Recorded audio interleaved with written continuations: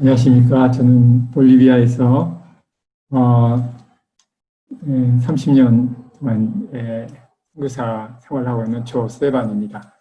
저는 이제 편한 마음으로 그냥 사례를 소개하는 마음으로 발표하겠습니다. 발표 제목은 수평적인 관계성에서의 1:1 성경 공부 이렇게 잡아봤습니다. 우리는 양들과 1:1을 할 때 영적인 권위를 가지고 말씀을 선포합니다. 또 그들의 제 문제를 도전하기도 합니다. 저는 이제 이것을 수직적인 관계성이라고 표현하고 싶습니다. 유교 문화의 영향으로 이제 한국 사람들은 이런 수직적인 관계성에 매우 익숙하다고 생각합니다. 이 수직적인 관계성은 말씀 역사에 반드시 이제 필요합니다. 그러나 이제 이 수직적인 관계성을 오래 지속하다 보면은 우리는 가르치고 양들은 이제 수동적으로 배우는 이런 패러다임이 고착되게 됩니다. 볼리비아에는 저와 이제 20년 이상 말씀 공부하는 그 목자님들이 있습니다. 제가 말씀을 인도할 때 이제 그분들은 굉장히 수동적이 돼가지고 제가 얘기하는 것을 받아주기에 급급한 그런 것을 많이 봤습니다. 그래서 수직적인 관계성이 이분들이 능동적으로 말씀을 공부하는 그런 것에 굉장히 방해가 된다는 것을 깨달았습니다. 그래서 이제 말씀 역사에서 수직적인 관계성과 함께 수평적인 이런 관계성이 필요하다. 대화 중심의 관계성 이런 것을 깨닫게 되었습니다. 수평적인 관계성의 그 성경적 근거는 성육신 하신 예수님에서 찾을 수 있을 것 같습니다. 주님은 하나님의 본체시지만 30년 동안 인간의 언어와 문화를 배우셨습니다. 그리고 말씀 역사를 섬기실 때 인자라고 하시며 스스로 수평적인 위치에 자신을 놓으셨습니다.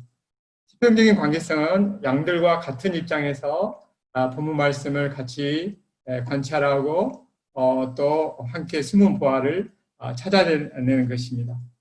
한마디로 균화법적인 정신으로 성경을 공부하는 것이라고 생각합니다. 저는 몇 년 전부터 특별한 경우를 제외하고는 제가 섬기는 모든 말씀 사역을 수직적인 관계성에서 수평적인 관계성으로 전환하기 시작했습니다. 그 중에서 제가 가장 많은 이제 통찰을 얻은 것이 제 아들 다니엘하고 그 1:1 성경 공부입니다. 그 시간 제가 다니엘하고 그 성경 공부한 것을 조금 나누고자 합니다.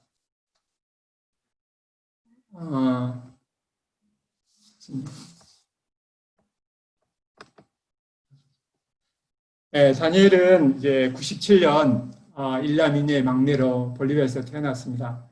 8살 정도 됐을 때 수양회에서 이제 성만찬 말씀을 듣고 자기가 거짓말한 것을 회개하고 미약하지만 이제 예수님의 구원의 은혜를 체험했습니다. 근데 이제 10대 반항기를 지내면서 아빠와 이제 성경 공부를 중단하고 나는 이제 크리스찬이 아니다라고 선포하기 시작했습니다.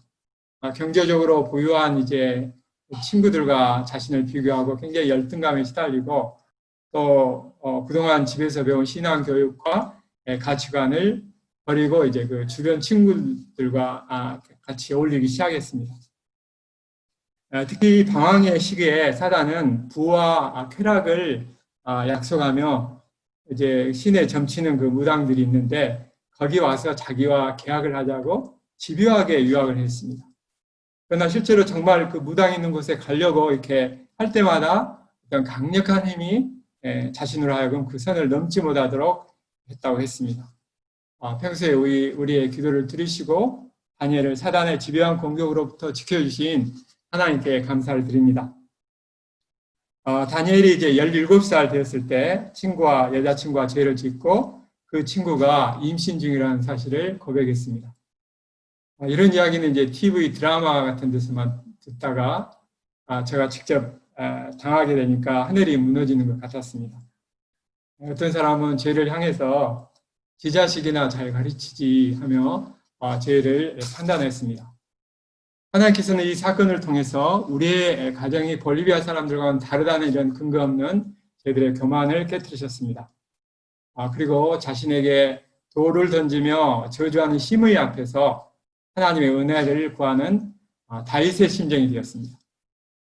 그러나 기도할 때 하나님께서 모든 것을 합력하여 선을 이루실 거라는 이런 확신이 들었기 때문에 그 과정이 별로 힘들지 않았습니다.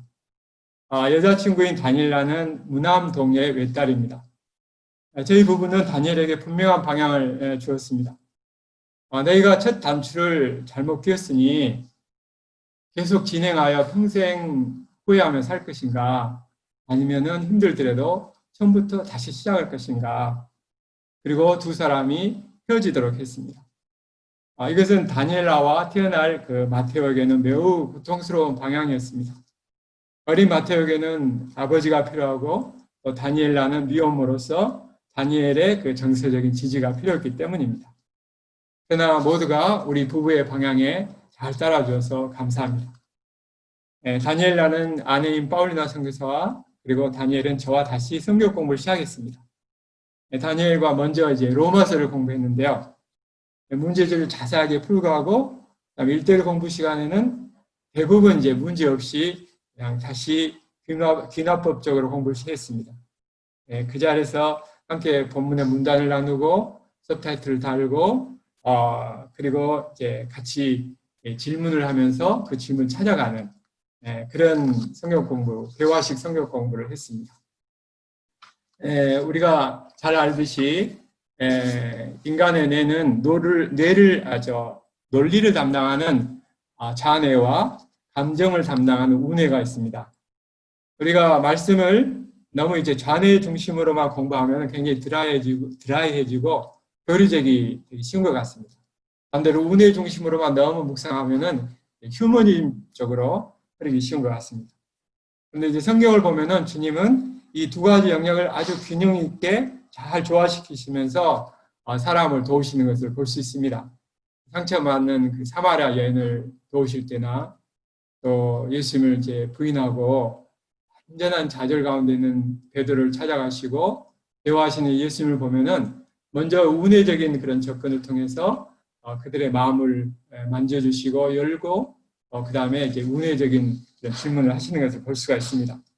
저도 이제 다니엘과 1대1 공부할 때 총 아마 3개나 4개 정도 질문을 했는데 저도 이제 좌뇌적인 질문, 우뇌적인 질문을 잘 조화시키려고 애썼습니다. 이제 예를 들면은 그 유명한 사마리아 여인과 대화하신 예수님을 공부한다면은 질문이 이제 이런 것이죠.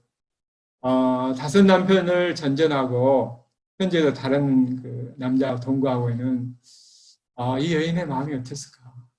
어떻게 살았을까? 이런 질문이고요.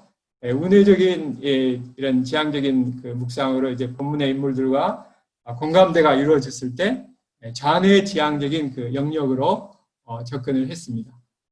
그래서 이제 우리가 보기에는 여인은 예배와는 전혀 거리가 없이 거리 있게 살아온 것 같은데 그럼에도 불구하고 왜 갑자기 이렇게 예배에 대해서 이렇게 묻고 있는 것일까? 이런 질문을 서로 하게 되었습니다. 그래서 하나님의 진리는 우리가 알듯이 역설적인 진리입니다.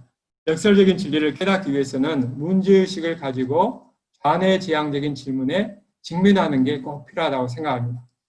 그래서 저는 이제 다음과 같은 공식을 이제 만들어가지고 양들이 스스로 문제의식을 가지고 질문하는 이제 훈련을 많이 했습니다.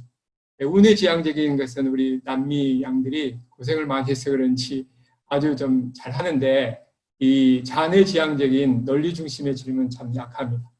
그래서 인간적으로 보면 얼핏 생각하면 외형적으로는 우리 경험으로는 이러이러한데 그럼에도 불구하고 주님은 혹은 본문의 인물은 왜 이렇게 했을까? 어떻게 이렇게 할까? 이런 이제 그 질문이죠. 말씀 인도자가 이런 질문들을 제기하고 또 문제의식을 강화하고 양들을 여기에 동참시키고 이럴 때 역동적인 성령의 역사가 있는 것을 많이 체험했습니다. 시프린자의 비유 말씀에서 남아서 문제의식을 가지고 예수님께 질문을 하는 사람들을 예수님이 굉장히 기뻐하시고 그들에게 천국의 그 비밀을 열어주시는 것을 우리가 볼 수 있습니다. 다니엘은 처음에 이제 이런 그 공부가 굉장히 힘들었다고 그래요. 그냥 생각을 굉장히 많이 해야 되기 때문에. 그런데 우리는 이런 그 수평적인 대화식 그 1대1 공부를 하면서 피차 안에 성령의 역사를 많이 체험할 수 있었습니다. 다니엘의 여자친구가 이제 임신되었다는 소식을 전하고 그때쯤 어느 날 이제 우리는 함께 식탁에 앉아서 식사를 하고 있었습니다. 이때 다니엘이 먹던 음식이 바닥으로 떨어졌어요. 근데 얘가 직접 그냥 그 음식을 주워가지고 그냥 먹는 거예요. 저는 이 바디 랭귀지를 통해서 다니엘의 마음을 읽을 수 있었습니다. 근데 내 인생은 끝났다. 나는 쓸모없는 사람이다. 아버지로서 마음이 굉장히 아팠습니다. 그러나 이제 말씀 공부를 꾸준히 하면서 로마서 8장 15절 말씀이 다니엘의 마음에 임하기 시작했습니다. 너희는 다시 무수하는 종의 영을 받지 아니하였고 양자의 영을 받았으므로 아바 아버지로 부르짖느니라. 이 말씀을 통해서 다니엘은 자신의 정체성을 찾아가기 시작했습니다. 하나님은 나를 어떻게 보시는가? 사랑하는 아들이다. 그래서 자신은 이제 쓸모없는 사람이 아니라 하나님의 사랑하는 아들로 영접하기 시작했습니다.